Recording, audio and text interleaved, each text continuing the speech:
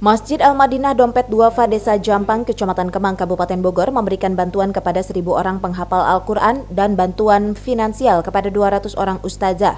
Bantuan tersebut diberikan secara simbolis oleh Direktur Zona Madinah di Masjid Al-Madinah. Shohib Ridho, salah satu santri penghafal Al-Quran yang menerima bantuan, menyampaikan rasa terima kasihnya kepada pihak Masjid Al-Madinah Dompet Duafa. Direktur Zona Madinah Yuli Pujihardi mengatakan, bantuan sosial yang dilaksanakan setiap menjelang bulan Ramadan merupakan program tahunan Masjid Al-Madinah dan diharapkan bisa bermanfaat untuk masyarakat yang membutuhkan. Target sebelum semester 2 kelas 9 sudah selesai. Oh gitu. Ya, kacamata ini sangat membantu. Jadi kalau ada pemberian seperti ini ya membantu sekali, alhamdulillah.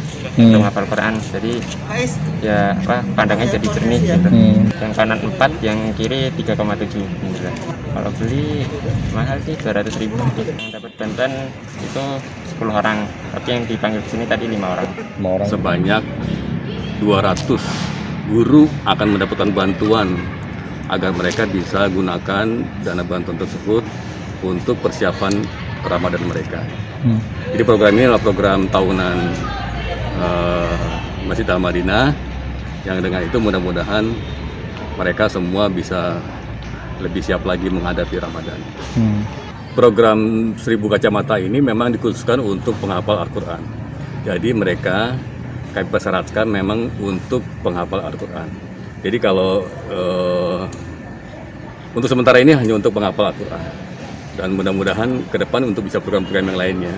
Tapi untuk tahun ini memang kami siapkan untuk para penghafal Al-Quran yang memang mereka sudah bersiap-siap untuk melakukan ini.